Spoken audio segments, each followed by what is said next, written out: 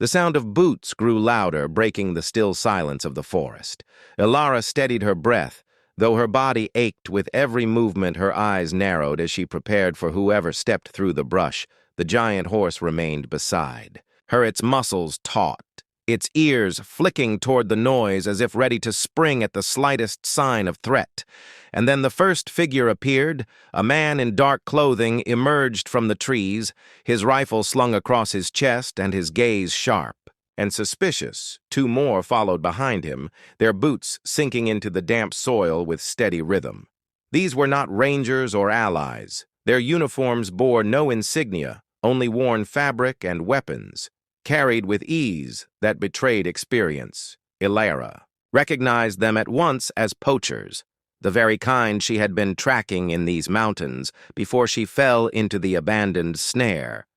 The lead poacher froze when his eyes fell upon her, standing battered and armed only with a knife, and then his gaze slid to the massive horse looming over her.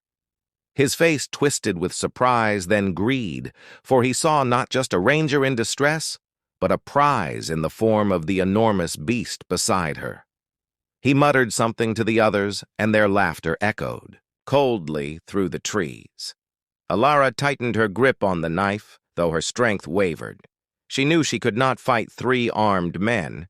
Her only hope was the animal that stood by her side. The horse pawed the ground as though sensing the intent of the newcomers, its breath loud and steady, its stance protective. Ilara realized the bond had grown beyond coincidence. The creature had chosen to stand against every danger that had come, and now faced a threat greater than wolves. The lead poacher raised his rifle slowly, not aiming yet, but testing the reaction of the ranger and the horse. His lips curled into a mocking grin as he called out words dripping with arrogance. He spoke of the worth of such a beast, how many buyers would pay fortunes. For something so massive and rare, Ilara's stomach turned with fury, for she knew their greed would not stop until either she or the horse was gone. The horse snorted loudly, stamping its hoof with such force the men flinched despite themselves. Ilara seized the moment to step forward, knife raised, though her hand trembled. She shouted back, warning them to leave while they still had the chance. But the men only laughed harder, their rifles lifting higher until the threat became undeniable. The forest itself seemed to shrink under the tension. One of the poachers swung his rifle fully into aim, his finger brushing the trigger.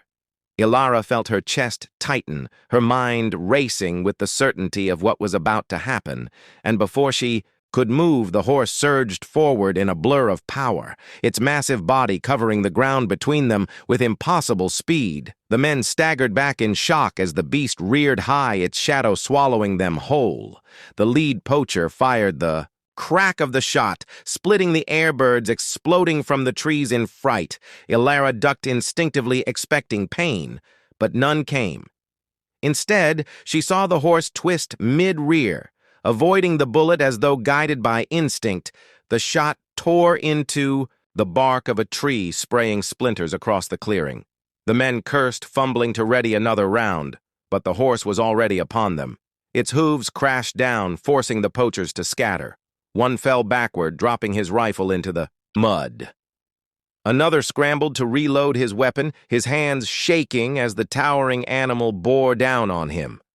Ilara gritted her teeth and lunged toward the fallen rifle, kicking it farther out of reach before the poacher could recover it. Her body burned with pain, but adrenaline drove her forward. The poachers regrouped, circling warily around both ranger and horse. Their greed tempered now by the reality of what they faced, yet they did not retreat. Their leader barked orders, his voice sharp and commanding. He was determined to claim victory, even if it meant blood.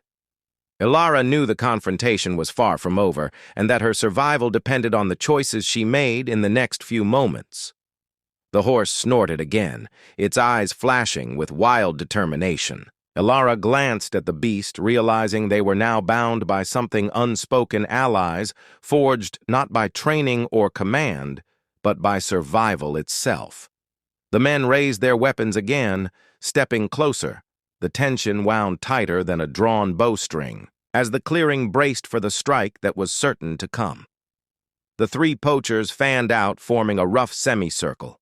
Their rifles raised as they closed in. The horse pawed the ground again, its head low, its muscles rippling with tension. Elara stood between them, clutching her knife.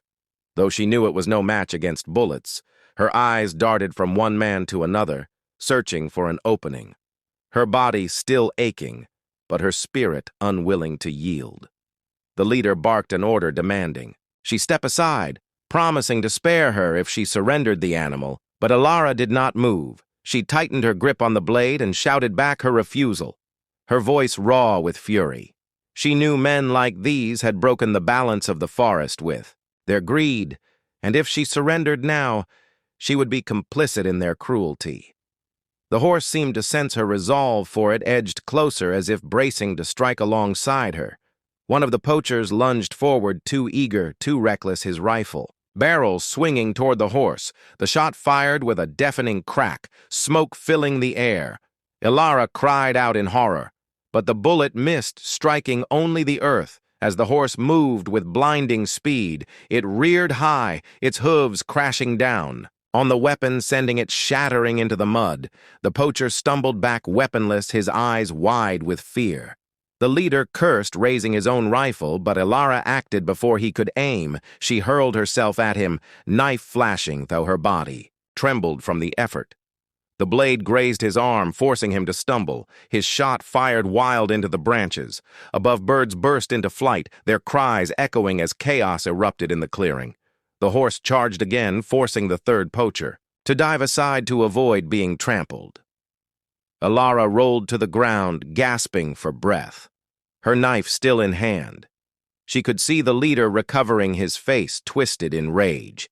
He shouted for his men to regroup, but panic was clear in their movements. One crawled through the mud, scrambling for a weapon, while the other clutched his injured arm.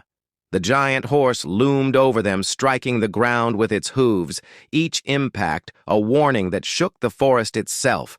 The leader tried again, raising his rifle toward the horse, but Elara threw herself forward once more, slamming into him with all the strength she could muster. They both crashed to the ground, the rifle tumbling from his grip into the dirt. Elara fought desperately, holding the blade against his chest, though her hands shook violently. He snarled, shoving her back, his strength overpowering her as he reached for the weapon again. Before he could grasp it, the horse surged forward, its massive hoof slamming down inches from the weapon. The leader froze, staring up at the towering beast as if struck by the realization of his own fragility, the air thick with the raw power of the animal. Elara pushed herself back to her knees, knife still ready, but it was the horse that held the attention of every man in the clearing. The two unarmed poachers dragged themselves toward the edge of the forest, their courage broken. Their leader cursed them, shouting for them to stand and fight, but his words fell on deaf ears as they vanished into the trees, leaving him alone with the ranger and the creature that now seemed more legend than animal. Elara wiped blood from her face, her chest heaving as she stared him down. The leader spat into the dirt, his pride refusing to let him retreat. He lunged again, this time straight for Elara, his hands reaching for her throat, but the horse reacted faster than she could breathe.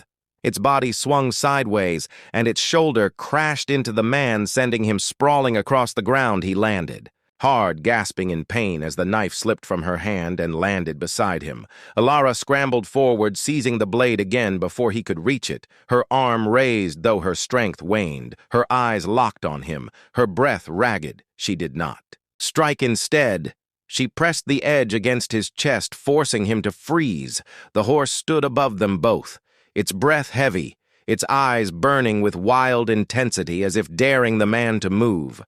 The forest fell silent again, broken only by the sound of the poacher's shallow breaths and the steady rhythm of the horse's lungs.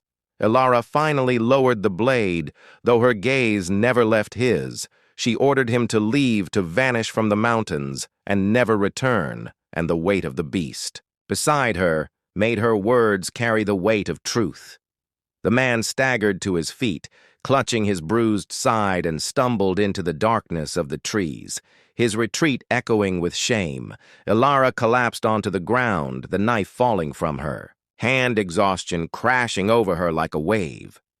The horse lowered its head once more, nuzzling her shoulder with a gentleness that defied its size. She reached up weakly, resting her palm against its muzzle, and for the first time since the fall, she allowed herself to breathe fully. She realized the bond forged in danger had become something far greater than survival. As the first light of dawn broke through the canopy, the giant horse stood silently at her side like a guardian carved from the earth itself. Ilara closed her eyes against the warmth of the rising sun, her body battered, but her spirit unbroken, and she knew deep down that this day would mark the beginning of a story that no one who heard it would ever believe.